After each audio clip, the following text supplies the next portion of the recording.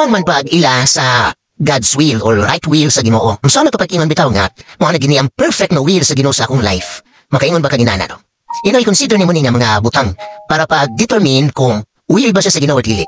Number 1, dili mo contradict sa word of God. So consider good na siya.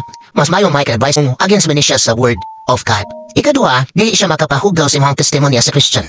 Importante po niya siya, once mo imo kag-choice, mo imo kag-desisyon. Ang will sa Ginoo dili ni siya makapahimo nimong bad example. Na kung makahatag na nimong di maayo nun niya example, guba na nun si mahang record, at di na siya will sa Ginoo. Or possible, wala nimo na manage o ginsakto ang gisalik sa Ginoo nimo. Imbis na gihatag na nimo niya, wan mo na manage o ginsakto, na himo na nung negative ang imong image, at di na siya will sa Ginoo. So consider din mo, kini ba nga trabaho, nakapahugaw ba sa akong testimony? Kini ba nga friendship, nakapahugaw ba sa akong testimony? Kini ba nga biyahe o lakaw na ako, makapahugaw ba sa akong testimony? O kung ako ning i-take, kini nga bisyo ba?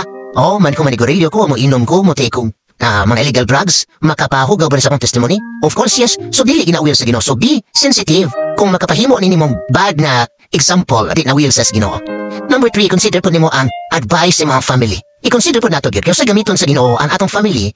Pag-advise nato, gani number 1 atong ginaduulag advice. Supposedly yun, dapat yun ang ato ang pamilya. So consider sa good sila. Kaya kung na mo disagree, halos ang family member nimo. Possible no nga, dili na inline sa will sa Ginoo. Gawas na lang kung imong pamilya bawalan kas pagsimba, lahi na po na siyang issue. Number 4, walay mga major na mga conflicts. Now normal maginay mga conflicts, mga minor conflicts. Pero ang pasabot ako major bitaw kana pang mga conflict nga murag di yun kayo masulbad. Nabitaw ka lang. Mag-cause na bitag kagubot, mag-cause na gid siya og dili na maayo nga situation sa imong kinabuhi. Usim pagpangalagad sa Ginoo, mga major conflicts na siya. Labi na mupahunong na siyang pagpangalagad sa Ginoo, dagko na siya na conflict. Na isa na siya sa mga sign nga possible dili gina siya inline or will sa Ginoo. Consider gina nimo mga butangan. Kay karon biya no, usay nindot na git atong dagas atong kinabuhi, gayon na kita naabot.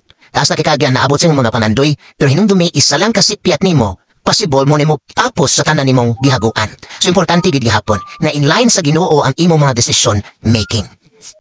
Ayaw dayon i-judge ang usa ka situation sa imong life. Siguro nay nahitabong na dili maayo karon sa imong kinabuhi, nay di maayo nahitabo sa imong pamilya, financially na down siguro ka, na bankrupt siguro ang business nga imong gisugdan, na opportunity siguro nga makatrabaho ka pero wala na dayon, nag-take kag scholarship pero wala na dayon, o naa ba kay problem ka sa imong health. No ayaw gyud himo conclusion dayon, ayaw gingon no ana koy paglaom gyud, ayaw gyud gingon nga mao na ginoo kinabuhi, wala gyud koy mahimo, ako na lang dawaton, nagi-purpose kanunay ang Ginoo likod sa mga nahitabo karon sa imong life. Yes, kung tanawon bitaw nimo ang Bible sa Old nito sa New Testament, kasagaran ba ang mga promotions, mga blessings sa Ginoo, gisugdan gid niya sa mga lisod kayo nga mga situations. Gani wala man one time gihatag dayon sa Ginoo ang iyang pangapanalangin, ang iyang mga promotion, iyang gianam-anam o ginatest sa Ginoo dinhi ang atong endurance, atong patience, atong obedience, kay usahay man good, ako gihanang tamuampo kung natay pangayoon. Usahay pod kung gihanang tamo simba, mga lagad, boltan kita sa Ginoo kung kanabitaw na atay gustong maayo or pangayoon sa atong kinabuhi. Pero gani mo abot na gani na siya, adi na rita magtinarong nakalimot na pa nga naay Ginoo nga nagahatag anak.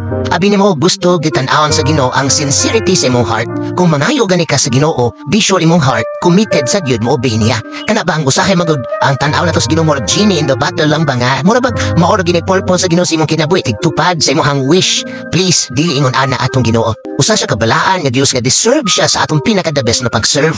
O kay balo ba ka nga usahay lisod-lisuron kas Ginoo, usay tagaan ka nagsakit para lang mo humble down ka ug makahinumdum ka pagbalik sa Ginoo. Usay tandugon nga imong financial na mga aspect.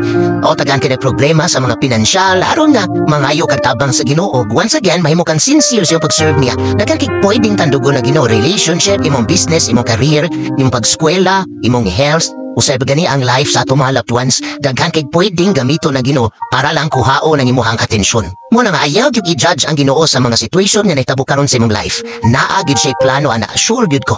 Ug once mapass nimo na nga test, once makita sa Ginoo nga faithful gyapon ka, wala gyapon ka na discourage diha niya.